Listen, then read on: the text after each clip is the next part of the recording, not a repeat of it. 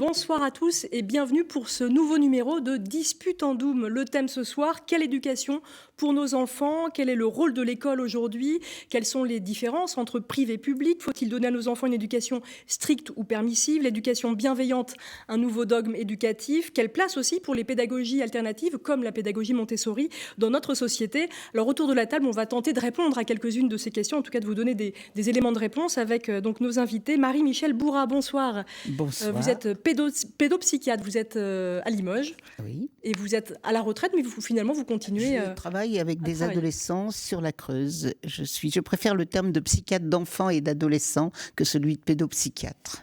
Merci d'être avec nous ce soir. Stéphane Nouvel, bonsoir. Bonsoir. Vous êtes le directeur interdiocésain de l'enseignement catholique du Limousin, récemment arrivé dans la région.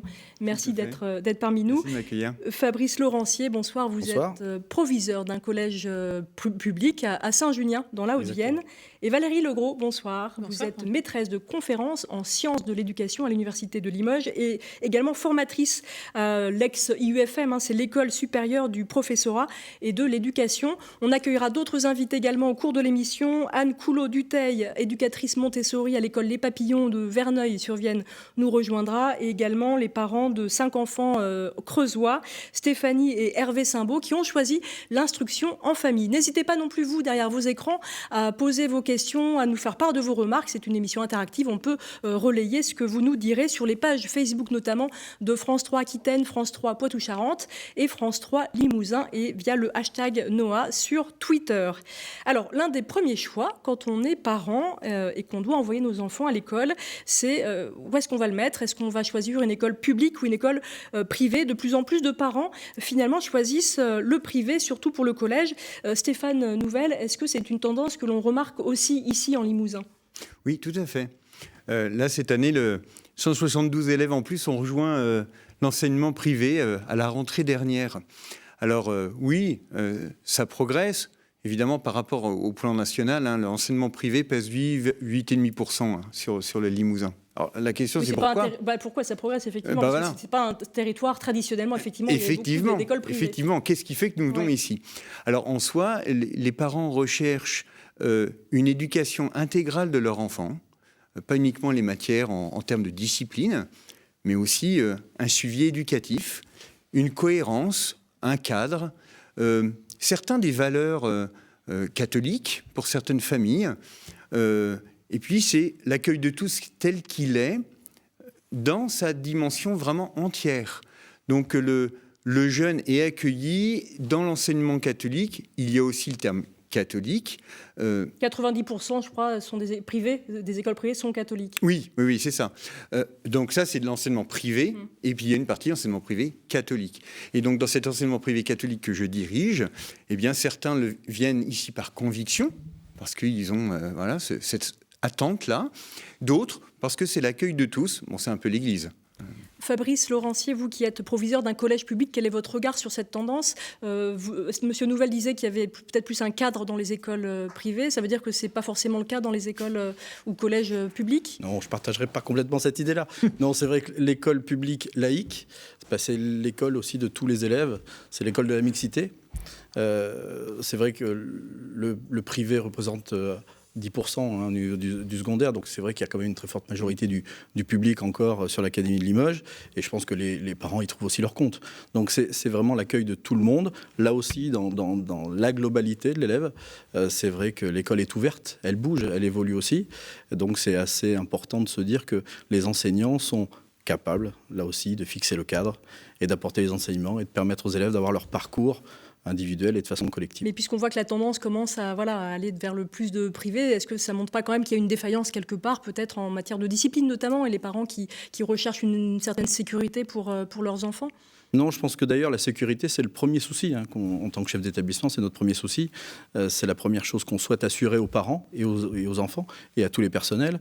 Donc Non, c'est simplement, je pense que là aussi, les gens se cherchent, peuvent se poser des questions, mais on est sur une valeur sûre avec l'école publique, et je pense qu'elle sait se renouveler, elle sait retravailler, elle sait aussi glaner à droite et à gauche, elle sait innover. Donc je pense que c'est une école aussi en mouvement. Alors on va voir quelques images de l'école de Tersac qui se trouve dans le Lot-et-Garonne. Ce sont des images qui ont été tournées en novembre 2017, donc ça remonte un petit peu, par Marie-Pierre Dabruton, mais c'est toujours d'actualité, et Ludovic Cagnato pour France 3 Aquitaine. C'est une école privée où la discipline est vraiment de rigueur. Vous voyez, les élèves sont en uniforme. Le maître mot de l'ancien directeur, qui était là à l'époque, ne jamais leur faire confiance en parlant des enfants. Quelle est votre réaction à ce type d'établissement ? Voilà, vous qui êtes psychiatre pour les enfants et non pas pédopsychiatre, Marie-Michel Bourrat. Alors, l'expression que vous venez d'employer est une expression malheureuse. Je pense qu'elle a dépassé la pensée de celui qui l'a exprimée, parce que ne jamais leur faire confiance, c'est vraiment pas quelque chose. On ne peut pas faire de l'enseignement et ne pas faire confiance. Au contraire, je dirais que l'enseignement, c'est justement faire confiance pour permettre à l'enfant de prendre confiance en lui et d'aller chercher. J'aime beaucoup la formule « partir d'où ils sont pour les amener plus loin ». C'est-à-dire, c'est partir de là où ils sont pour aller plus loin. Et ça se fait qu'avec la confiance. Donc, je crois qu'enseignement privé ou enseignement public, c'est pas tout à fait équivalent, c'est pas tout à fait les mêmes orientations. Et je crois que les parents choisissent. Ils choisissent aussi par rapport à leurs influences, par rapport à leur cercle relationnel, par rapport à ce qui leur en est dit. Mais ils choisissent aussi par rapport à des lieux géographiques et des regroupements de populations qui peuvent avoir des importances et des influences sur les choix. Et ce qui détermine pour tous les parents la possibilité, enfin le choix d'une école, c'est la dimension que leur enfant, on va l'aider à grandir. Et je crois que là, il faut tout de suite qu'on dise quelque chose, c'est la pression qui existe par rapport à l'école aujourd'hui. La pression, elle commence en maternelle, dès la maternelle, et c'est de ça dont il faudra qu'on parle. Mais est-ce que la pression n'est pas encore plus grande dans ce type d'établissement ? Alors c'est vrai que là, c'est peut-être poussé un petit peu à l'extrême, hein. C'est une école effectivement privée, mais extrêmement stricte, qui coûte aussi très très cher. On voit, d'ailleurs, les élèves sont en uniforme. Est-ce que c'est pas quelque chose que vous aimeriez, vous, dans les écoles privées que vous dirigez ? L'uniforme, pas forcément. En tout cas, il y a une soif d'être dans un cadre où je suis reconnu pour ce que je suis et non pas pour ce que les autres voudraient que je sois. Donc en clair, les enseignants, les chefs d'établissement sont vraiment invités à accompagner le jeune là où il est appelé à être. Quelle est ma vocation demain ? Voilà, c'est aussi le propre de l'enseignement catholique. Et quelque part, oui, j'entends des familles, pourquoi pas l'uniforme, etc. Ça éviterait toutes les marques X, Y, Z. Il y a certaines écoles qui l'ont fait et ça marche. Donc en soi, ne pas forcément uniformiser tout ça dans toutes les écoles de l'enseignement catholique, mais en soi, s'il y en a certaines qui le défendent, ok.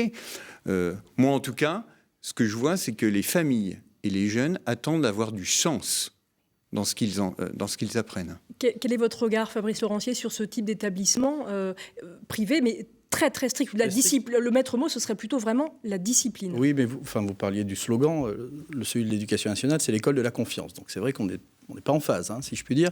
Et puis l'autorité, c'est pas forcément non plus cette discipline-là, c'est autoriser. C'est être capable de fixer un cadre. Je veux dire, c'est pas parce qu'on est dans l'éducation nationale qu'on va basculer dans le laxisme. Bien au contraire, les jeunes qui sont en construction, qui sont ados, ont besoin de ce cadre-là, de toute façon, pour se construire, d'avoir ces points de repère. Et je crois qu'il ne faut pas tout mélanger. Le sentiment d'appartenance, c'est aussi quelque chose qui va favoriser et qui peut se développer, qui peut se travailler. Toute cette dimension citoyenne, c'est aussi quelque chose qui, en plus des enseignements et des autres des disciplines, si je puis dire, disciplinaires cette fois, sont des éléments qui vont leur permettre de se construire. Valérie Legros, vous souhaitez réagir ? Oui, alors d'abord sur l'uniforme. L'uniforme, alors moi je pense que l'intérêt de l'uniforme, c'est l'appartenance, parce que ça montre une appartenance. Par rapport à ce que vous disiez, ça enlève les signes et ça enlève des marques. Quand on regarde par exemple en Angleterre, on voit très bien que sous l'uniforme, les marques apparaissent. Donc c'est pour moi un faux débat que de dire que l'uniforme en fait peut gommer ces marques-là. Par contre, je reviens sur les paroles que vous disiez là sur ne pas faire confiance aux élèves. Moi, franchement, je suis choquée par une telle formule. Nous sommes des enseignants, des enseignantes. Nous voulons accompagner les enfants, particulièrement dans les écoles. Si on ne fait pas confiance aux enfants, comment peut-on les faire advenir, les faire grandir, comme vous disiez. Il me semble que la confiance est à la base. Et en plus, quand on parle d'instruire, quand on parle d'éduquer, c'est pas nous qui faisons le travail. Ce sont les enfants. Et forcément, en fait, il faut qu'on leur laisse la place et qu'on leur fasse confiance dans ce projet-là. Et c'est nous qui allons les accompagner, en fait, là-dedans. Donc, on est obligé de leur faire confiance. D'autant que, pourquoi nous ferait-il confiance si ça ne fonctionne pas dans l'autre sens? Donc, évidemment...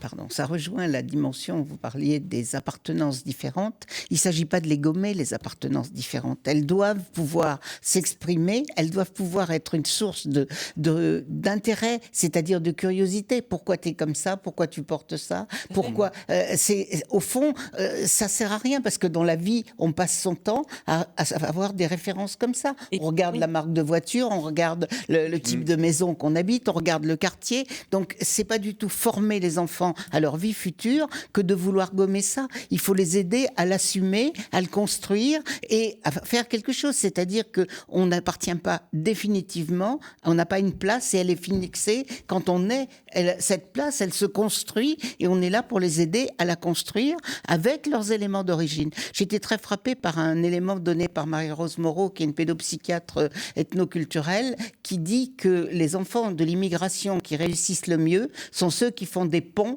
entre leur culture d'origine et leur culture française. C'est-à-dire ceux qui choisissent souvent un métier qu'ils iront exercer dans le pays de leur origine. Alors vous parlez de pont. Est-ce qu'il n'y a pas un autre problème qui est soulevé par le type d'établissement qu'on a vu en image, à savoir l'école de Terssac, où finalement qui coûte 19 000 € par an.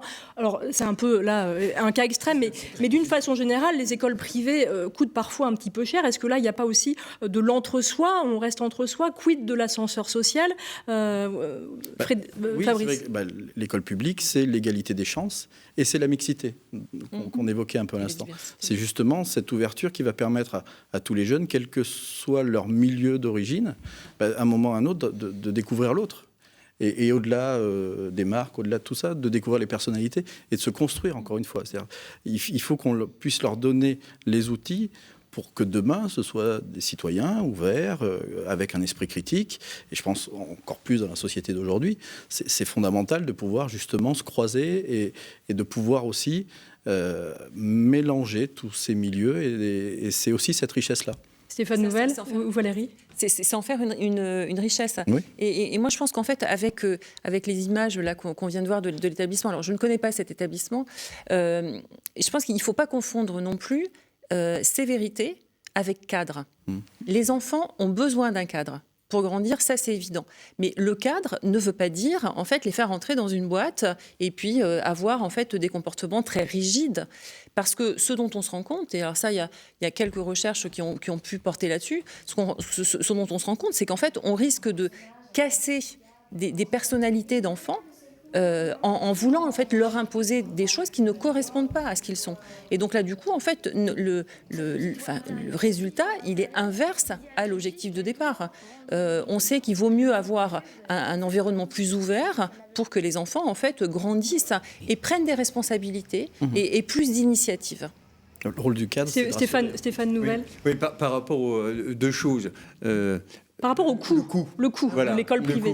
Pour revenir à votre question de tout à l'heure. Oui, ça a un coût. C'est vrai que c'est un choix des familles. En même temps, le coût n'est pas une limite. C'est-à-dire que nous accueillons aussi des familles qui viennent nous dire « mais moi, le projet m'intéresse, mais là, je suis en difficulté financière, mais dans ces cas-là, on trouve une solution. » Alors c'est vrai que le coût finance l'immobilier et le projet d'animation pastorale. Donc c'est vrai que c'est aussi un choix. C'est-à-dire que, voilà, moi, famille, je viens chercher ce projet-là pour qu'il y ait une certaine ouverture culturelle, etc. Bon, très bien. Ensuite, donner la confiance, leur faire confiance, très bien, mais dans l'autre sens, pour que les élèves nous fassent confiance, il faut aussi que nous soyons cohérents entre ce que nous disons et ce que nous faisons, que nous leur donnions du sens et que nous soyons clairs. Et en clair, que nous fixions un cap clair et que nous aidions. Nous avons aussi un rôle d'éducateur, en sachant que les parents sont les premiers éducateurs de leurs enfants. Mais c'est quand même un métier bien complexe. Et du coup, l'idée, c'est d'arriver à être comme ça, la main dans la main. Dernière petite question que je vous pose, entre le privé et le public, les indicateurs de réussite sont meilleurs dans le privé que dans le public. L'enseignement privé est-il donc meilleur que le public ? Moi, Qui veut répondre? Valérie Legros. L'enseignement privé ne reçoit pas forcément les mêmes élèves que l'enseignement public, particulièrement en Limousin. Dans d'autres régions, en fait, la situation est différente. Mais dans des régions comme le Limousin, les catégories socioprofessionnelles des parents ne sont pas du tout les mêmes que dans l'enseignement public. Et donc là, la différence, elle se fait là. Et c'est vrai, et puis, je crois qu'il faut quand même dire que ça, c'est global. Mais que si vous regardez établissement par établissement, c'est déjà pas complètement vrai. C'est-à-dire que si vous comparez certains lycées de Limoges et certains lycées de la campagne, vous n'aurez pas exactement les mêmes chiffres. C'est-à-dire que je ne crois pas que c'est enseignement privé ou enseignement public. Effectivement, c'est ce que vous dites. Il y a les origines, il y a les racines. Mais il ne faut pas non plus qu'on soit idéaliste. Il faut dire quand même que la réalité de l'éducation, c'est que il y a quand même des collèges en particulier qui sont situés dans des zones dans lesquelles ils ont une population défavorisée, une population qui, sur le plan culturel, est quand même en grande difficulté et où l'école primaire n'a pas réussi à rattraper cet écart de niveau par rapport à une école où les enfants auraient un milieu familial soutenant. Et je voudrais juste... Oui, et à contrario, simplement aussi, sur des établissements où a priori, effectivement, le tissu des familles peut être plus défavorisé. On note aussi, avec tout ce qu'on évoquait tout à l'heure, finalement, le climat scolaire qui est apaisé, le sentiment d'appartenance et le travail aussi, bien sûr, de tous les personnels. Là aussi, des élèves qui peuvent progresser, qui peuvent, pour le coup, avoir des parcours qui vont aller vers les études supérieures et des trajectoires qui, initialement, n'étaient pas forcément facile à atteindre. Oui, mais pas dans leur globalité. C'est-à-dire ça n'apparaîtra pas en pourcentage. Oui. Ça apparaîtra dans des histoires individuelles, dans des façons de fonctionner, c'est quand même bien essentiel, mais pas forcément dans le résultat statistique qui ne montre rien. Si parce que le résultat statistique... C'est pas si évident que ça, effectivement. Oui, je voudrais qu'on regarde ensemble un reportage qui va nous emmener à Oradour-sur-Ver en Haute-Vienne. Donc c'est une école qui est publique, qui vient de recevoir un label innovation donné par le rectorat de Limoges pour ces classes dites flexibles qui ont été mises en place depuis septembre. Explication avec Emmanuel Denano et Henri Simonet. Ce très grand bâtiment abrite les 4 classes de l'école d'Oradour-sur-Ver. 4 classes très particulières depuis la dernière rentrée scolaire. Il y a des tabourets, des chaises, des galettes et des ballons. Les tabourets sont pour jouer, pour gigoter, même les ballons. Les chaises, c'est pour s'asseoir. Dans ces classes, pour s'asseoir, il y a donc des chaises très classiques, mais pas que. On leur propose soit de s'isoler dans un coin, soit de s'asseoir sur des tabourets qui leur permettent de bouger, qui leur permettent des tabourets, des ballons, enfin plein de différentes assises qui leur permettent de concentrer leurs efforts, non pas sur leur posture, mais sur le travail qu'ils sont en train d'accomplir. À l'école d'Oradour-sur-Ver, c'est donc l'ergonomie qui est au service de la pédagogie. Et à en croire les enseignantes, les résultats sont là. Cette expérience d'origine anglo-saxonne favoriserait la concentration et l'autonomie. Au Canada, il y a des ergothérapeutes dans les écoles et c'est eux qui mettent en place le matériel pour que ce soit le plus adapté à leur morphologie. Or nous, on n'a pas d'ergothérapeute à l'école. Donc c'est vous. Donc c'est nous. Mais on se renseigne, on lit beaucoup, on ne fait pas ça n'importe comment. Il y a des règles à respecter, des règles de posture, des règles de temps d'assise et on respecte bien ce temps et ces règles d'assise. Autre particularité, les portes des classes sont ouvertes. Les élèves qui ressentent le besoin de se défouler peuvent ainsi aller dans le couloir où un marquage au sol leur offre un parcours histoire de décompresser. Alors n'hésitez pas à réagir sur nos pages Facebook de France 3 Limousin, France 3 Poitou-Charentes ou France 3 Aquitaine ou sur Twitter via le hashtag Noah. N'hésitez pas à poser vos questions ou à nous faire part de vos commentaires. Je voudrais vous faire réagir, Fabrice Laurentier, à ce reportage. Ça veut dire qu'il y a de l'innovation dans les écoles publiques. Bien Ça, c'est sûr, une bonne nouvelle. Bien sûr, l'école est en mouvement. Donc elle innove, elle expérimente. On a des enseignants qui suivent beaucoup de formations, qui sont à l'écoute un petit peu de tout ce qui se passe et qui sont en recherche de toute façon, dans l'intérêt des élèves, de la meilleure formule. Donc bien évidemment, on a des cycles qui maintenant nous permettent d'avoir un peu plus de temps, de changer un peu le rythme. Il y a plein d'éléments qui sont finalement mis en place de façon, j'allais dire, nationale et qui viennent de l'innovation. Donc c'est une chance, c'est une opportunité. On a d'ailleurs une cellule au niveau académique qui encourage et qui accompagne les établissements dans cette démarche. Stéphane Nouvel, est-ce que vous verriez, vous, dans vos écoles privées catholiques, ce type de classe flexible avec, de s'asseoir sur des ballons? Je vous invite à venir visiter le dispositif Ulysse au collège La Salle à Brive-la-Gaillarde. Le mobilier comme outil pédagogique. Voilà, on l'a vu. Mais à l'occurrence, c'est dans une classe Ulysse, c'est pas forcément une classe pour tous. C'est dans un dispositif particulier, effectivement. En même temps, le mobilier scolaire, c'est parce que je l'ai vu en activité à la salle. Moi, ce qui m'intéresse là-dedans, c'est les approches pédagogiques et les différents courants pédagogiques. On le voyait avec cet enfant qui jouait et bougeait dans le couloir. Ça me fait penser aux intelligences multiples qui existent là. Et quel est mon type d'intelligence? Comment je fais pour apprendre? C'est essentiel de se dire comment fait-il pour apprendre une leçon? Comment fait-il pour assimiler? Nous sommes tous différents là autour de la table. Donc derrière, oui, je rejoins tout à fait le proviseur en disant, oui, bien sûr, soyons dans une posture de réflexion. Et alors d'innovation, ça ne veut pas dire réinventer l'eau chaude. Ça veut se dire, qu'est-ce qui fonctionne? Et du coup, qu'est-ce que je peux mettre en place pour aider le jeune? Mais là, ça fonctionne, oui. Je voudrais avoir vos réactions aussi, peut-être Marie-Michel, sur ce type d'innovation. J'avoue ne pas avoir bien entendu le reportage. Moi, je pense que la flexibilité est quelque chose d'important, mais je pense aussi que pour certains enfants, elle est une source d'angoisse et que d'autres enfants peuvent se trouver très bien dans un cadre scolaire apparemment très cadré, c'est-à-dire avec des chaises, des tables et une estrade et un enseignant sur l'estrade. Ça ne leur pose aucun problème. L'important, c'est la disponibilité psychique de l'enseignant à accepter que l'élève se déplace de sa position d'élève pour lui apprendre des choses et que lui-même puisse investir la position d'élève pour apprendre. C'est-à-dire, c'est beaucoup plus dans la disponibilité psychique de l'enseignant que dans le cadre externe que les choses se tiennent. Par contre, je pensais en regardant ce petit garçon qui saute dans le couloir à ce qui se passait autrefois dans l'école où on autorisait les enfants à aller faire le tour de la cour. Je crois que les enfants peuvent avoir besoin de se défouler et que c'est pas toujours la mise en œuvre d'un processus d'apprentissage, c'est aussi un besoin de se défouler. Valérie Legros. Alors, moi, je trouve intéressant. Alors, c'est vrai que moi, je suis assez attentive, voire rétive par rapport au mot innovation, parce qu'il y a beaucoup d'innovations qui ne sont pas des innovations. En fait, on reprend des choses qui existent déjà, mais c'est bien de les reprendre si ça correspond en fait à quelque chose qui va bien pour l'enseignant. Par rapport à ce reportage, alors moi, je voudrais pas qu'on voit à travers un reportage comme celui-ci des jouets dans la classe et puis finalement la classe, ça devient un petit peu le bazar et que les enfants font ce qu'ils veulent.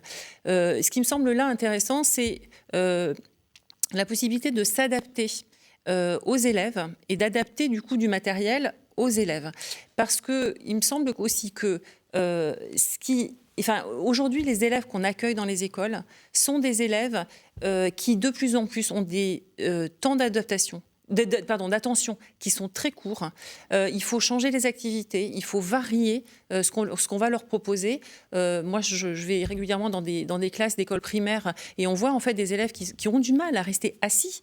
Ce qu'on voyait dans les classes, ne serait-ce qu'il y a 10 ans ou 20 ans, où des élèves étaient assis sur leur chaise, aujourd'hui, dans une classe, c'est impossible de trouver 25 enfants qui sont toujours assis. Les enfants ont besoin de se lever, ont besoin de bouger. Mais ça veut dire qu'on leur permet plus aujourd'hui de bouger, ou déjà à l'époque, on les restreignait finalement plus qu'aujourd'hui? On les restreignait beaucoup plus, ça c'est sûr. Aujourd'hui, peut-être que justement, on leur fait plus confiance et qu'on les restreint moins. Mais par contre, là encore, je reviens sur ce que je disais tout à l'heure, ça ne veut pas dire qu'il n'y a pas de cadre. Ça veut dire qu'en fait, le cadre, il est différent.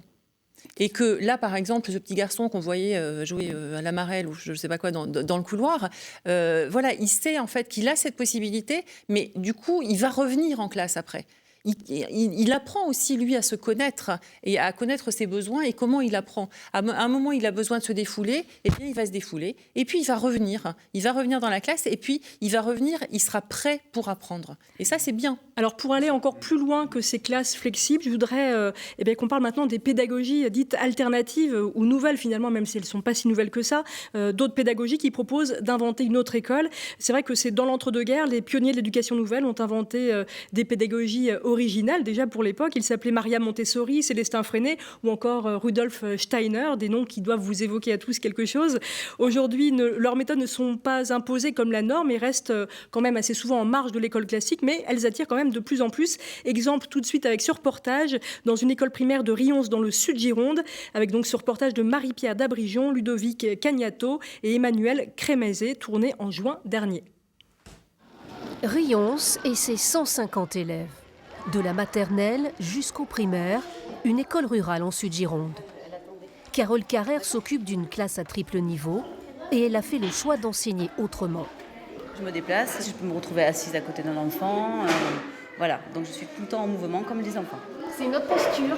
C'est vraiment une autre posture. Voilà, il faut regarder les enfants tous les jours avec un œil nouveau, s'intéresser à leur rythme, les écouter.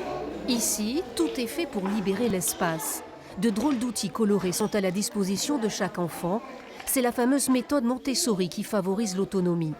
Séduite par cette pédagogie, Carole Carrère a remué ciel et terre pour créer sa classe, sans que cela ne soit trop coûteux. Financièrement, c'est quand même difficile, même si la mairie alloue à chaque classe un budget conséquent pour le matériel, mais c'est quand même pas suffisant. Donc cette année, l'association publique Montessori m'a prêté du matériel. Pour les parents, l'expérience lancée il y a 2 ans s'avère concluante. À la maison, du coup, elle reproduit exactement ce qu'elle fait à l'école.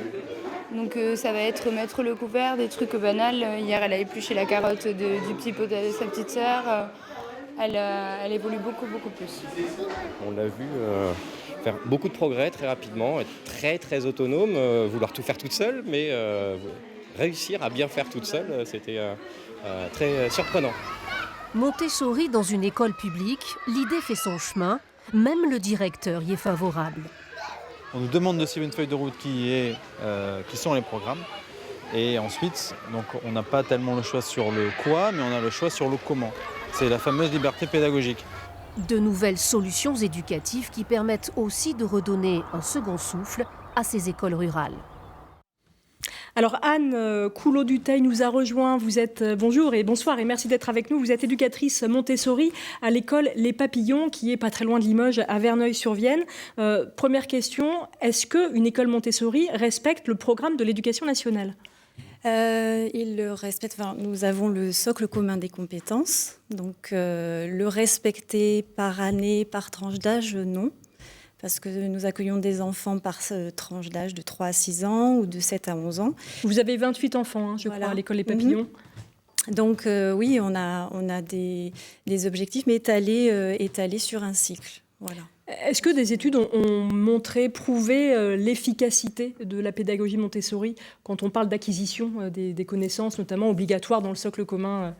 Oui, les neurosciences notamment. Et on parlait tout à l'heure du mouvement. Voilà, j'ai suivi le reportage par rapport à ce mouvement et l'importance que pour apprendre, l'enfant puisse bouger, circuler, bien sûr, en respectant un cadre. C'est important et acquérir ces apprentissages de cette manière-là. Valérie Legros, vous souhaitiez réagir ? Alors, moi, en fait, pour répondre à votre question sur des recherches qui ont été faites, alors moi, je n'ai pas lu de recherche sur les résultats de la pédagogie Montessori. Il y a des recherches sur les écoles freinées, par exemple, ou les classes freinées, donc, en tout cas des pédagogies alternatives. Et les résultats montrent que les élèves ont exactement le même niveau que dans l'enseignement ordinaire. Donc, ce qui montre aussi qu'il y a de vrais apprentissages dans ce type d'établissement. Par contre, ces élèves sont meilleurs sur des compétences particulières que sont la créativité, la responsabilité, l'initiative, donc qui sont des compétences beaucoup plus transversales. Et dans ces écoles, dans ces classes, les élèves sont vraiment formés à ça. Beaucoup plus que dans de l'enseignement classique. Est-ce que c'est une pédagogie qui s'adresse néanmoins à tous les enfants ? On a un internaute qui nous a laissé un message, à savoir qu'il avait passé un trimestre dans une école à pédagogie freinée et qui n'a pas supporté en fait ce cadre-là. Oui, c'est un cadre qui est très particulier et qui demande en fait qui demande un temps d'adaptation aux élèves s'ils entrent dans ce dispositif pendant leur scolarité. S'ils grandissent, en fait, s'ils sont scolarisés à partir de 3 ans dans ce type d'établissement, c'est en général ce qui se passe. Ça se passe bien, en général. Alors, il peut y avoir peut-être certains enfants qui sont plus en difficulté. Je pense aussi que ce qui est important, c'est la cohérence entre le milieu familial et puis ce type d'établissement. Et Marie-Michel Bourra acquiesce largement. C'est un choix des parents, c'est un choix, ce type de pédagogie. C'est un choix des parents, ce type de pédagogie, et ça correspond à une éducation qu'ils ont déjà commencé. Donc, mais ça va constituer un type de personnalité. Vous disiez plus créatif, oui, mais aussi moins capable d'adaptation par rapport aux demandes de formalisation qui existent dans notre société et dans notre demande. Je crois que c'est un manque.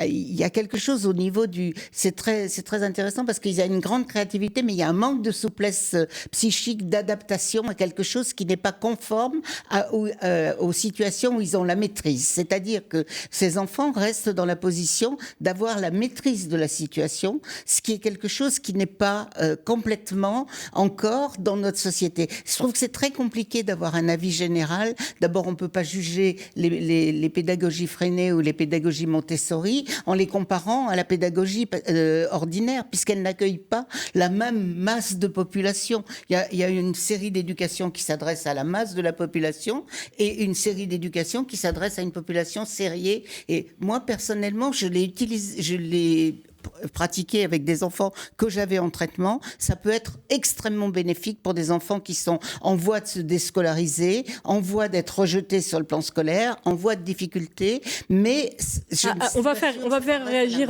à Anne. Quel type d'enfants viennent au papillon? Oui, en fait, il n'y a pas des enfants catégorisés de cette manière-là, pas du tout. On a tout type d'enfants, en fait.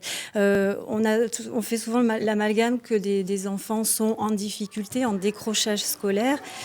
Oui, il y en a eu à qui cette méthode et une redécouverte des apprentissages a permis de leur redonner confiance et de leur donner aussi des objectifs. Mais de là à dire que c'est une partie de la population, non, je ne suis pas d'accord. Oui, et puis, Stéphane Nouvel. Et à certains moments, on peut utiliser la pédagogie Montessori, peut-être qu'à un autre moment, on va utiliser les intelligences multiples ou la pédagogie institutionnelle. Bon, bref, parce qu'en fait, ça peut correspondre à un enfant, puis à un moment, il a évolué, du coup, il a besoin d'autre chose. Donc, en fait, voilà, utilisons... Mais en même temps, c'est ce que vous dites là, ça semble compliqué d'intégrer ça dans des écoles dites classiques, que ce soit dans le public ou dans le privé. Quand on a 25 ou 30 élèves, s'adapter à chaque enfant, on sait que c'est compliqué. Ce qui n'est pas le cas, effectivement, dans une école 100% Montessori. Mais ça s'appelle la différenciation pédagogique derrière. Tout à fait. Donc, en fait, la différenciation pédagogique, oui, ça a une limite, on sait bien. Sauf que derrière, quand on arrive à différencier, on voit bien qu'en fait, on a gagné énormément de temps en classe. Parce qu'en fait, voilà, on a réussi, on a essayé de répondre aux besoins de l'élève. Alors de temps en temps, on n'y arrive pas.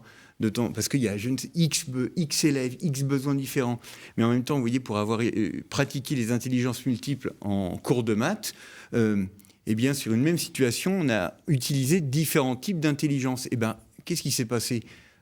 Les élèves ont tous appris vers la même compétence, ont développé la même compétence, mais de manière différente. Mais en fait, la Montessori, c'est ça. C'est la manipulation aussi. Il y a beaucoup la dimension de l'expérimentation qui est très importante. Et ça, c'est important que le jeune... Vous voyez, un maître... voilà, vous savez, il y a les barres. Il y a les barres dans Montessori. C'est la reprise de Piaget. Mais oui, bien sûr. Mais ça existe dans l'éducation publique, je préfère ce parler, que classique. Public, donc là, tout le monde est en train de revendiquer que vous piochez aussi dans ce type de pédagogie. Mais parce que les professeurs s'adaptent. Ils sont devenus, par exemple, on parlait des élèves en difficulté qui ont des troubles du langage, par exemple. Ils sont devenus, les enseignants, formés, beaucoup plus performants pour détecter, pour repérer et pour ramener la réponse. On parlait de personnalisation, c'est vraiment ça. Alors c'est vrai que c'est un défi à 30, forcément, mais c'est aussi là où la réflexion, le travail... ou aussi la façon de faire classe a évolué, c'est-à-dire que le côté collaboratif, sur le collège de Saint-Junien, des enseignants sont en train de travailler justement, on parlait d'innovation tout à l'heure, innover c'est aussi mettre en place quelque chose de nouveau. C'est pas inventer. Inventer l'eau chaude. Voilà, exactement. Donc c'est aussi s'inspirer de Freinet et d'autres pour arriver à répondre aux besoins des élèves. Et on le fait, c'est notre quotidien. Est-ce que néanmoins, la pédagogie Montessori ou Freinet, est-ce que c'est la panacée aujourd'hui? C'est très à la mode, on en parle quand même de plus en plus. Est-ce que c'est néanmoins la panacée? Est-ce qu'il y a 100% de réussite dans la pédagogie Montessori? Est-ce qu'il n'y a pas des échecs? Et notamment, je pense, au moment où les enfants doivent basculer d'une école Montessori à un collège classique. Alors, l'école existe depuis 2011. Il y a eu des enfants sont partis au collège, quelques-uns, de cette année pour la rentrée prochaine. Le retour est tout à fait positif. Je reviens sur ce que vous disiez par rapport à l'adaptation après au collège. Notamment, oui, il y a une faculté... Enfin, on parlait d'adaptation. Je vais revenir sur ce terme parce que finalement, je les ai trouvés quand même très adaptables à toute situation, au contraire. Et de pouvoir rebondir au collège avec un rapport à l'adulte qui est complètement différent, avec une façon d'aborder le vivre ensemble, enfin tout ce qui se fait en matière de coopération, arrivant à finalement... pallier à toute situation, puisque j'ai eu des retours. Nous avons eu des retours par la suite de ces élèves qui sont partis au collège et très positifs. Et en fait, ils étaient partis avec tout à fait de bonnes bases au niveau des apprentissages, les maîtrisant. Et pouvant continuer leur... Alors j'ai lu quand même moi des témoignages de gens à qui ça a posé effectivement question, même voire problème de sortir d'une pédagogie Montessori pour aller après dans un collège classique. Autre question, le groupe classe cesse d'être une société en fait, c'est ce que vous disiez aussi un petit peu tout à l'heure. Dans une classe avec le professeur qui est sur une estrade, on est déjà dans une sorte de société au profit là peut-être plus de l'individualité. Est-ce que ça pose pas aussi question ? Mais moi, je crois qu'il faut arrêter de vouloir dire, est-ce que c'est la panacée? Il n'y a pas de panacée. Il n'y a pas de panacée, il y a un choix qui doit se faire en fonction de la façon dont on a commencé à élever ses enfants. Et des pédagogies comme la pédagogie Montessori ou la pédagogie Freinet, ou l'enseignement privé ou l'enseignement public répondent à des types de familles, de même qu'on va le voir tout à l'heure, les familles qui élèvent eux-mêmes leurs enfants. Ils font l'instruction en famille, ce sera effectivement la dernière partie de l'émission. Chacun a droit à un choix et je crois que c'est la cohérence qui existe entre cette dimension-là qui est importante. Et c'est vrai qu'aujourd'hui, les parents dans le primaire, qui mettent leurs enfants dans le primaire, ont une grande difficulté à accepter que leur enfant investisse l'enseignant comme ils l'investissaient autrefois. Ça n'existe plus. Autrefois, les enfants, ils ont toujours dit c'est mon père qui l'a dit, c'est ma mère qui l'a dit, et après ils disent c'est ma maîtresse qui l'a dit. Et quand ma maîtresse l'a dit, les parents n'ont plus le pouvoir. Et ça n'existe plus aujourd'hui. Parce que les parents ne délèguent pas aux enseignants ce pouvoir-là. Alors, c'est d'où l'importance que les familles choisissent leur type d'enseignement et puissent déléguer à ce type d'enseignement la fonction éducative qu'ils ont. C'est comme ça qu'on aura un enseignement adapté, pas dans un choix de type. Et quand on parle juste de fonction éducative, là on parle de pédagogie nouvelle, on parle aussi beaucoup en ce moment et depuis quelque temps d'éducation bienveillante. Je ne sais pas si dans la pédagogie Montessori c'est le cas, mais quand il n'y a jamais de conflit, jamais d'interdit très ferme, quand on est toujours dans le dialogue, est-ce qu'à un moment les parents ne perdent pas de leur rôle éducatif? Et je sais que certains pédopsychiatres alertent là-dessus. C'est pas de la pédagogie bienveillante de ne pas avoir de conflit. C'est pas de la pédagogie bienveillante. La pédagogie bienveillante, c'est d'aller chercher le point positif de la démarche qui a été faite et à partir de ce point-là, de constituer comment l'erreur a été faite. Mais c'est pas du tout de ne pas aller au conflit. C'est partir du côté, c'est dissocier l'enfant de sa réalisation, c'est avoir un certain nombre de mécanismes comme ça qu'on peut pas reprendre parce qu'on est trop pressé dans ce débat,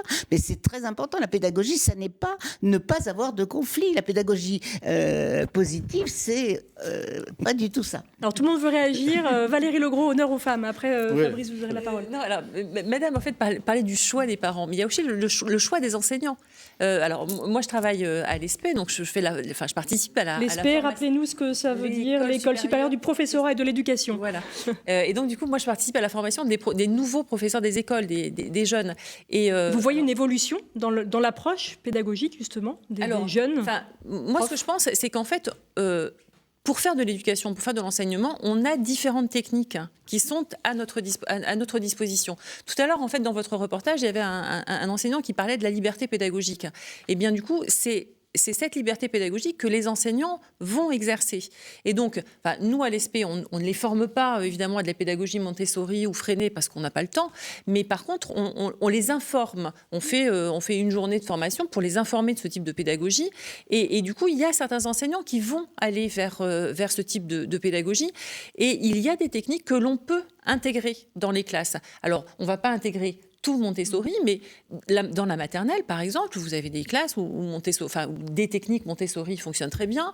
Moi, j'ai vu dans une classe d'une école, d'une cité, de la pédagogie institutionnelle qui fonctionnait avec le silence parfait dans la classe. Des élèves qui se déplacent très librement dans la classe, en silence. Et puis, il y a un petit signal, et puis on revient et on se met au travail. Et ça, ce sont des techniques, justement, qui viennent de pédagogie alternative et que l'on peut utiliser dans les classes. Et on se rend compte finalement que quel que soit le type d'école de pédagogie, que ce soit le public, le privé, Montessori, ça tient énormément à l'enseignant qui enseigne les élèves. Ça tient à l'enseignant et puis à l'équipe pédagogique. Parce que ce qu'il y a d'intéressant et de riche, c'est justement avec ces différents enseignants, les regards qui vont pouvoir être portés sur un élève en particulier pourront être différents. Et chacun va pouvoir apporter à l'autre aussi ces éléments positifs. Et puis, pour revenir un petit peu sur la bienveillance, je pense qu'elle est d'essence avec, si je puis dire, avec l'éducation. C'est-à-dire que si on ne fait pas preuve de bienveillance par rapport à l'éducation, alors je ne parle pas de l'école des bisounours, bien évidemment, hein, on n'est pas dans le tout. Et justement, une bienveillance appelle aussi l'exigence. C'est-à-dire que parce qu'on est bienveillant, on peut ensuite se montrer exigeant avec les élèves. Et cette exigence-là doit aussi appeler cette bienveillance. C'est, je pense, pour moi, un espèce de cercle vertueux. Et on rentre complètement dans cette démarche-là. On reparle de l'éducation bienveillante. J'ai une petite question qui sort un tout petit peu des rails, mais la fessée, un interdit par la loi, bientôt. Qu'est-ce que vous en pensez? Stéphane Nouvel. La fessée, un interdit. Quelque part... Bon, on a été parents, hein. Nous sommes parents. Moi, quand on est parent, en général, c'est pour longtemps. Oui, oui, voilà, c'est ça. Donc, oui, de temps en temps, si à un moment on dit stop, on dit stop, quoi. Maintenant, il y a manière et manière de faire des fessées, vous voyez ce que je veux dire? Il y a la violence ou pas, il y a... Enfin, moi, c'est ça qui me choque. Voilà, c'est le côté violent qui me choque. Par contre, il y a d'autres manières aussi que de dire stop, c'est de dire non. Donc, c'est oser dire non. Et pour moi, la bienveillance, c'est aussi savoir dire non. Bien sûr. N'ayons pas peur de dire non. N'ayons pas peur aussi de donner des rituels dans nos écoles, dans le jeune. En fait, l'enfant a besoin de rituels. Et c'est je pense, c'est ce qu'on ignore aussi des pédagogies type Montessori. Pour certains, ça reste une éducation laxiste. Or, ce n'est pas le cas. Non, pas du tout. Non, on a vraiment... oui, c'est bien dommage que ce soit considéré encore comme ça, mais non, il y a un cadre et il y a vraiment des règles qui sont posées ensemble avec les enfants. Ils ont un cadre, rien en travaillant, par exemple, avec l'espace qu'ils choisissent, par exemple, pour leur travail, le respect de l'autre, le respect de l'espace de l'autre. Enfin, tout ça, ça s'initie dès le début de l'année, les premières semaines. Donc oui, il y a un cadre et il y a des règles posées. Donc se déplacer doucement. Vous parliez du petit son qui rappelle, par exemple, qui annonce quelque chose. C'est exactement ce qui se passe. Alors oui, on ne l'exclame pas, mais en tout cas, il y a un petit son de cloche qui va dire, par exemple, là, c'est le moment de faire ça. Il n'y a pas de notation? Non. Ça, c'est quelque chose qui peut vous faire réagir, Fabrice Laurentier? Disons que les notations sont aussi des points de repère pour les parents. C'est-à-dire que culturellement, on a aussi cette habitude d'avoir la moyenne. On en discutait avec un enseignant. L'idée, c'est à quel moment, lui, il estime que l'élève est prêt à être évalué. C'est aussi, on parlait de liberté pédagogique, on a des enseignants qui travaillent au collège, alors de façon... j'allais dire plus habituel, avec tout un travail d'apprentissage et une évaluation. Et puis on a d'autres enseignants qui, eux, se disent quand tu es prêt, tu me dis, et là je vais noter. Mais tu vas pouvoir faire plusieurs devoirs avant que... Alors, Valérie Legros. Alors, moi, sur l'évaluation, en fait, je pense qu'il faut séparer évaluation et notation. Parce que l'évaluation est absolument nécessaire. Et moi, j'aime à dire que l'évaluation étymologiquement, c'est donner de la valeur à quelque chose. Et évaluer, c'est donner de la valeur au travail des élèves, à leur production. Et c'est pas leur mettre une note. Et de fait, dans les représentations, mettre une note... Alors, en France, c'est entre 0 et 20. Il vaut mieux avoir au-dessus de 10. Mais là, en fait, on est dans un schéma classique. L'évaluation en classe, c'est pas ça. Et l'évaluation dans une classe Montessori, il y a aussi de l'évaluation, mais qui se fait autrement, qui se fait par un retour sur l'activité de l'enfant, qui se fait sur, ben voilà, là, tu as réussi ça. Là, en fait, est-ce que tu as réussi? Et si tu n'as pas réussi, ben, comment tu peux faire? Ça, c'est aussi de l'évaluation, mais ce sont des formes, un peu plus lâches, peut-être, mais qui ne sont pas en fait cadrés par un code très précis. On n'a pas on va laisser Anne conclure avant notre on n'a pas un compte rendu par rapport à l'évaluation. Il y a un suivi tout de même, un suivi individuel dans ce que vous dites. Donc pour faire un retour aussi aux parents, de voir comment son travail évolue. Et dernière toute petite question, combien faut-il payer pour mettre son enfant à l'école Les Papillons? Alors c'est 240 € mensuel par mois, voilà.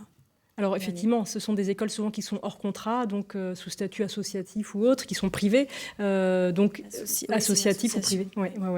Ça pose encore une fois la question de l'accessibilité à ce type d'école. Aussi, et pour des parents, c'est aussi un choix éducatif.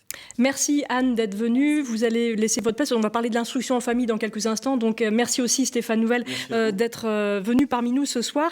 On va regarder tout de suite un reportage. Ce sont souvent effectivement les écoles maternelles ou primaires qui laissent la place à des pédagogies alternatives. Mais de plus en plus, des collèges s'y mettent. Exemple avec ce reportage à Pessines en Charente-Maritime. Reportage de Pascal Foucault et Laurence Couvrant. Il avait été tourné en septembre dernier. Là, vous écrivez une phrase, 2 lignes de ce que vous avez fait le week-end, pendant les vacances, quelque chose que vous allez faire. A priori, un cours de français comme un autre, et pourtant, seul un groupe de 3 à 4 élèves, un îlot comme on les appelle ici, écoute les consignes avant d'entamer l'exercice. Les autres élèves, individuellement ou en petits groupes, s'affairent sur d'autres tâches. Tous travaillent et apprennent à leur rythme, loin des standards de l'enseignement classique. C'est pas la même manière, on n'a pas de devoirs, on ne travaille pas le mercredi, mais on apprend quand même aussi bien et les profs sont sympas, ils prennent le temps de nous réexpliquer et tout, si on n'a pas compris, je préfère.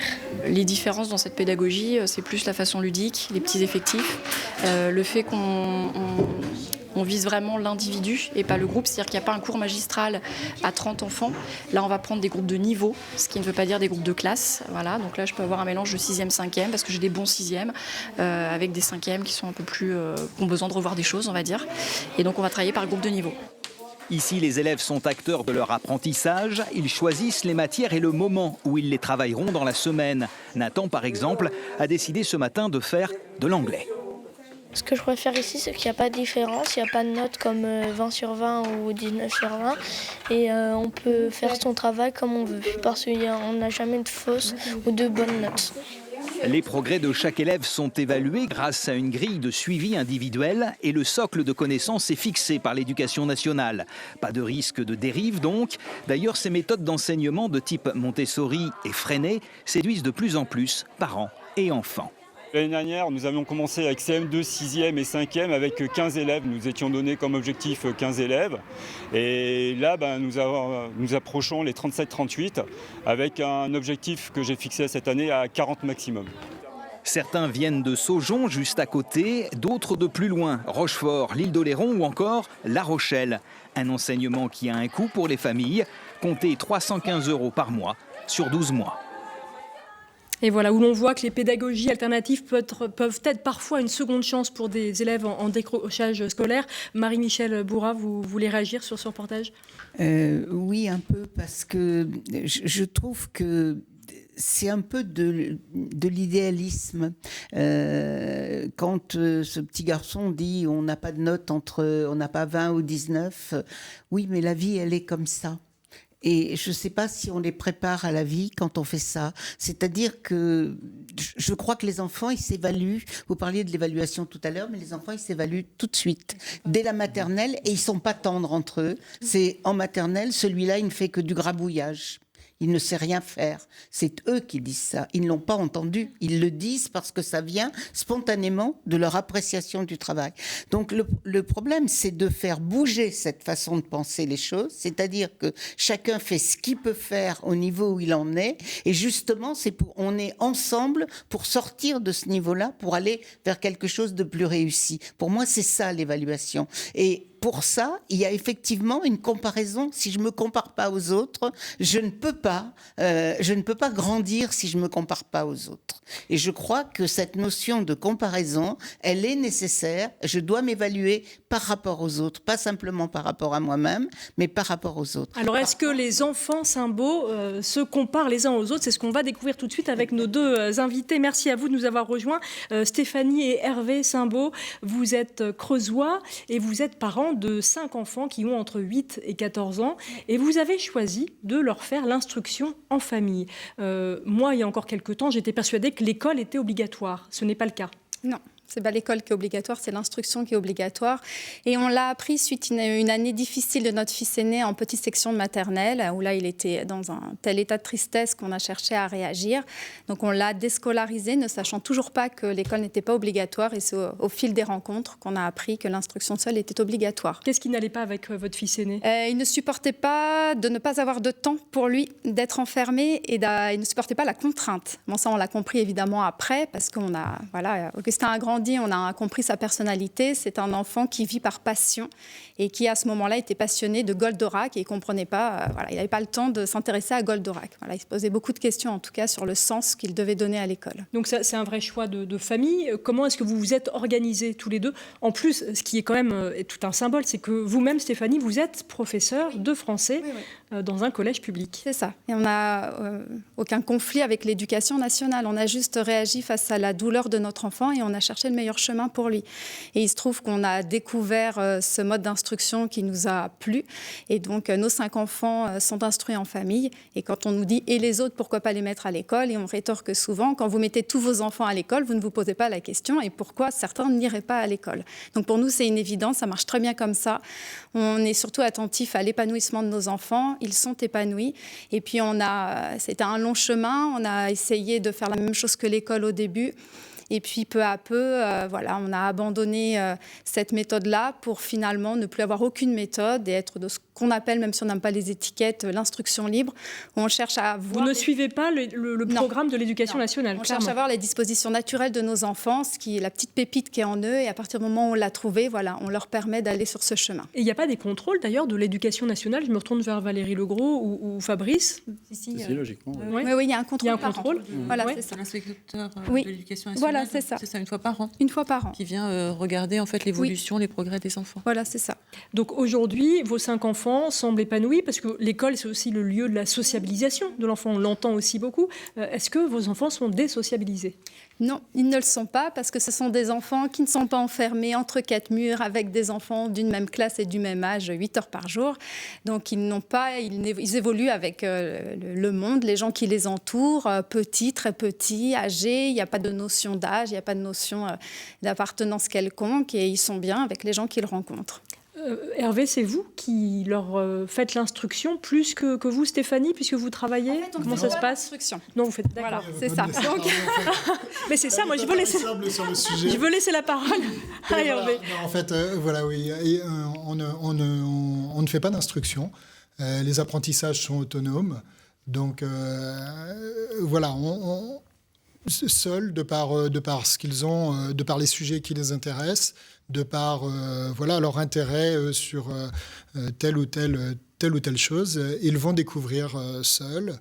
Moi, ce que je trouve incroyable, quand j'ai découvert l'histoire de votre famille, on voit quelques photos de vos enfants d'ailleurs, c'est qu'ils parlent plusieurs langues, ils ont entre 8 et 14 ans, ils parlent plusieurs langues, ils font de la musique, du théâtre, ils ont des potagers.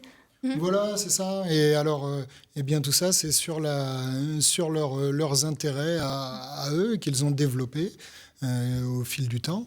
Donc oui, ils apprennent la musique auprès de professeurs particuliers ou auprès du conservatoire.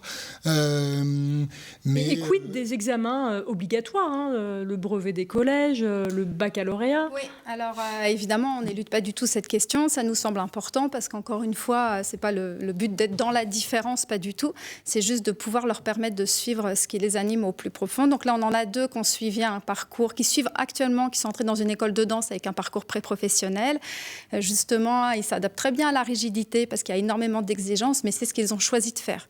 Donc il y en a un qui a l'intention de l'aîné qui nous a dit ce serait bien quand même que je passe le bac parce que si je pars et après dans une école de danse ou de musique, voilà, j'aurais pas toute la liberté en tout cas de tout travailler.